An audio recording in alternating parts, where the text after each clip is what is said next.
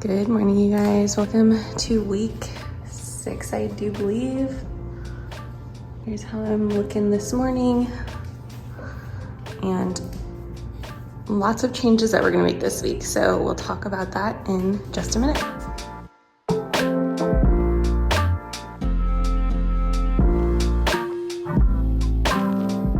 Good morning, you guys. Happy Friday and welcome back to my channel. If you're new here, my name is Jess. I'm 29 years old and I live in beautiful, sunny Las Vegas, Nevada. On my channel, I'm working through a 10-week cut series. So every week I'm doing a little check-in with you, showing you kind of my body comp and any changes I'm making to my diet and workout plan. So I started out my cut at about 140.4 pounds. I weighed in at 138.0 today, and I've pretty consistently been at this like 138.0 ish weight for a couple days now. So we are finally going to make some changes this week. Also on this video, I have gotten actually a handful of questions about like how to even get started tracking your macros. So I'm gonna share that in just a minute after I go through the updates I'm making to my plan. But the other thing I wanted to share are my top 3 ab core exercises. If you didn't do any other core exercises, like these ones would get you there. So I'm gonna talk through how to get started tracking your macros. And then today for my workout, I'm gonna show you the best exercises that I think are the only ones you need in order to build a really strong core. So for this cut, I've been weighing myself every morning, and as you can see, I have a bunch of new weigh-ins in there. And this week I had a couple new lows where I was in the 137. I had one day at 137.8 and one day at 137.6, but I kind of saw it like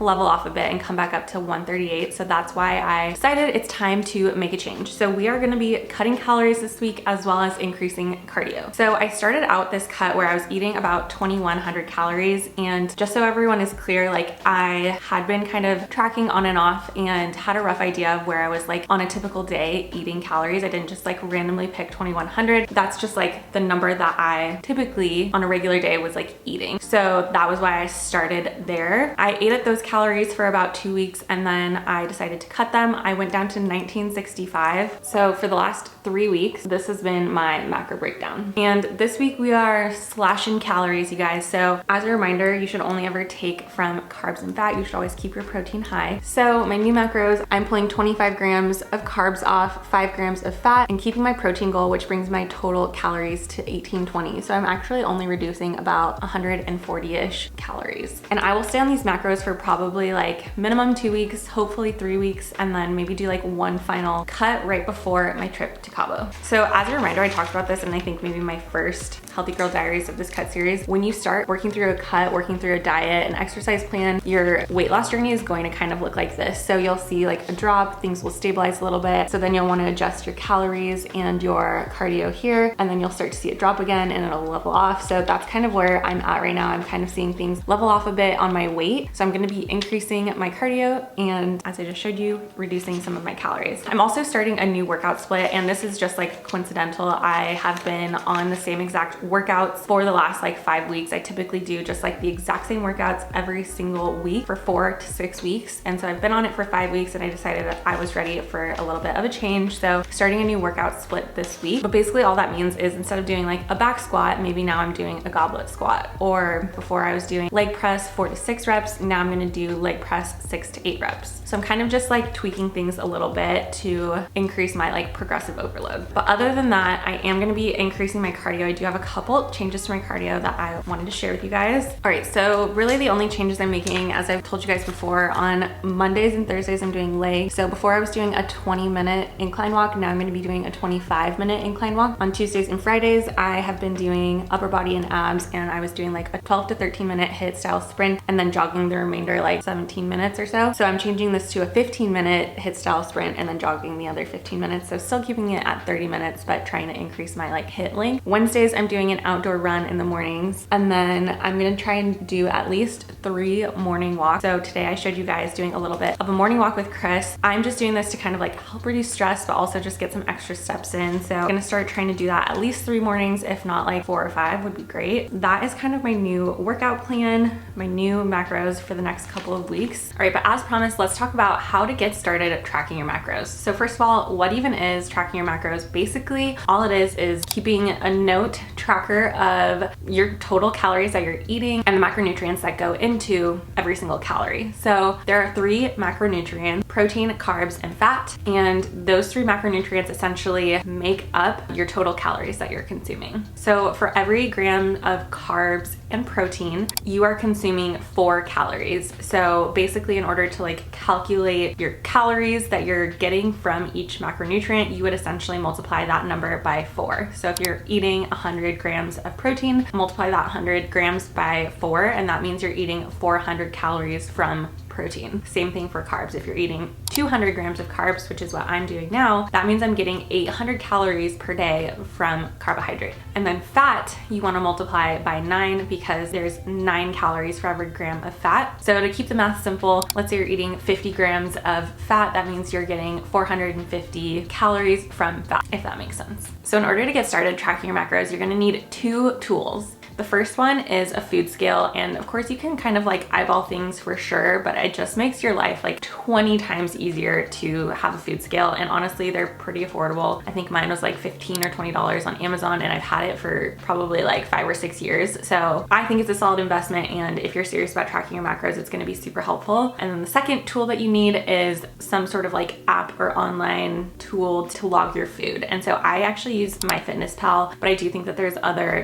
tools and apps out there that work just as well. I do use the free version of MyFitnessPal, which does have some kind of restraints, but it gets the job done for what I need it to do, which is basically to just give me kind of a pretty close idea to like exactly how much I'm eating. Plus MyFitnessPal has tons and tons of food in their database, so it just makes it super easy. Like even if you went to Taco Bell, like you can find a Taco Bell cheesy roll up in their food database, so you can actually like track some things like that, which makes it really a lot easier. So those are the 2 main tools that you are going to need to get started. And then in order to kind of figure out your baseline, you're going to want to basically just like take a typical day in your life. Don't try and eat healthy or whatever, just take a typical day and start logging the food that you're having. So just like start putting that in MyFitnessPal and do that for every single meal. Again, this is why a food scale would be important, because let's say you're having like, I don't know, grilled chicken, you're gonna want to weigh out like how much grilled chicken you're eating, just things like that. So just take a couple of days, track your food, your intake, and see kind of like where you're coming out to on an average. Are you normally eating like 1,600 calories? Are you normally eating like 2,500 calories? So kind of figure out your like baseline. Let's say, you track your food for a few days and you find out that you're eating like 2,400 calories a day and you want to start cutting. Basically what you would want to do is figure out what your kind of lean body weight is based on your height, your age, things like that. So I have mine set to 120 pounds would probably be my lean body weight. That number would be what you want your protein goal to be. And you pretty much always want to keep that as your protein goal. So we have 120, let's say 120 grams of protein for me. Then I would kind of want to divvy up my carbs and fat based on like, for one,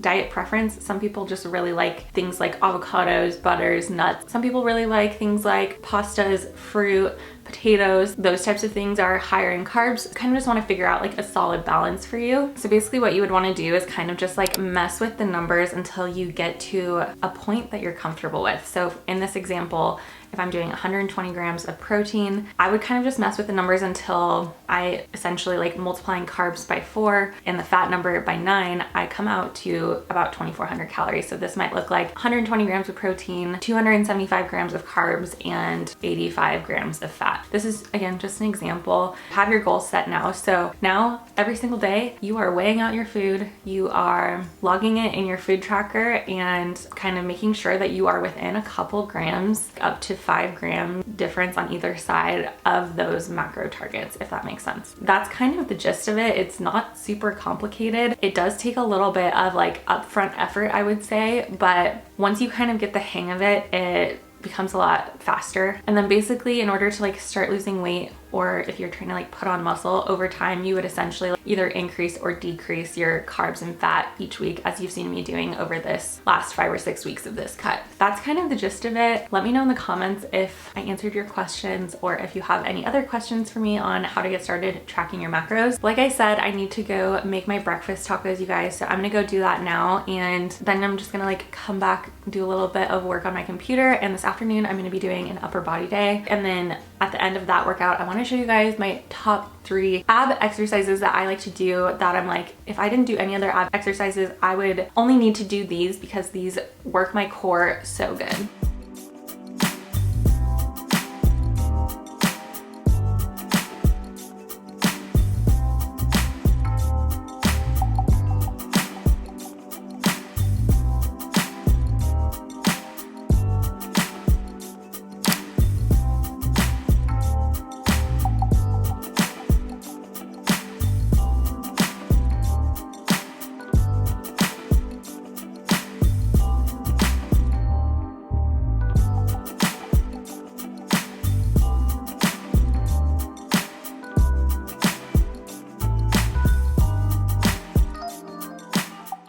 You guys, I have been sitting here working at my computer since, I don't even know, like 9 o'clock, the last like 3 hours. Granted, Chris did come up here and distract me for a little bit, just chit-chatting with me.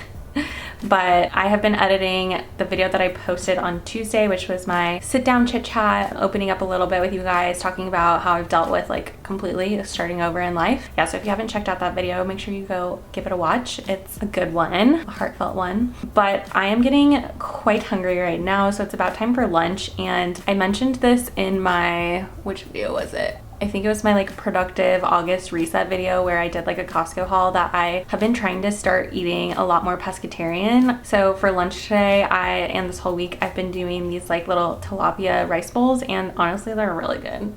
I might be eating this for a little bit. So gonna go take a little break from my computer, make lunch. After that, I'm gonna head to the gym, show you guys a brand new upper body workout, and of course, my favorite ab exercises.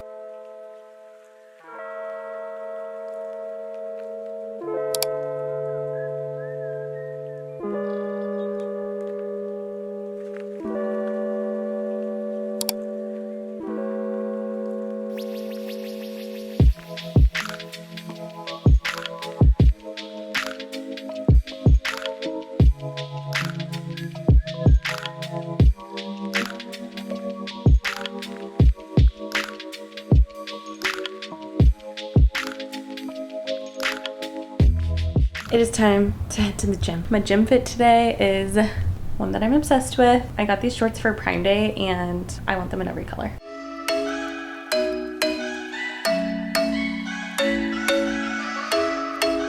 Made it to the gym. What are you lifting today, lover? Booty. Booty. I think I'm gonna do shoulder boulders because we need to work on, holding up that camera. Shoulder workout. All right, you guys, I decided I wanted to do a voiceover for today's workout, so I always start with a 5-minute warm-up walk on the treadmill. Then today we're doing back for upper body, so I started out with these bent over dumbbell rows. You want to make sure you are keeping your core stable here so you're not like twisting as you pull up. And I went for 5 sets of 8 reps on this exercise per arm. Oh, hi, it's me. Chris really wanted to show off how much he was lifting for his goblet squat. So just so everyone knows, he has a 120-pound dumbbell plus 2 extra 10-pound weights. Next, I went on to standing high cable rows where I did 5 sets of 8 reps. And for this exercise, you really just want to focus on kind of pinching your shoulder blades together as you pull and row back.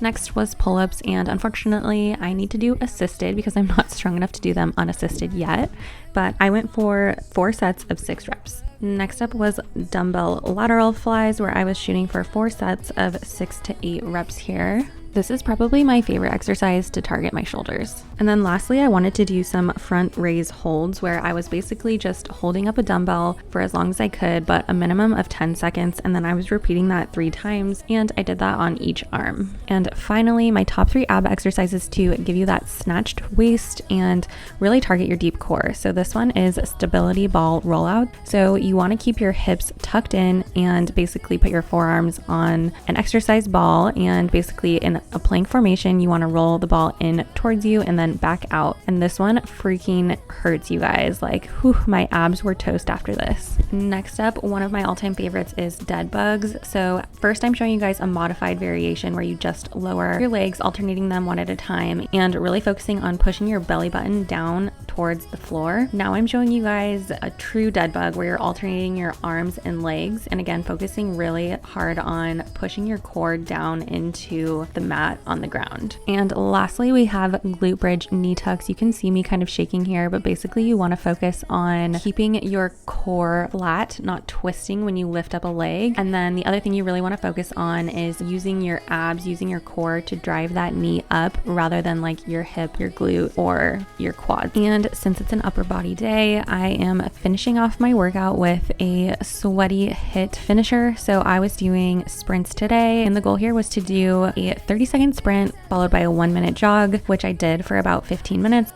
and then just kind of a cool down jog at the end.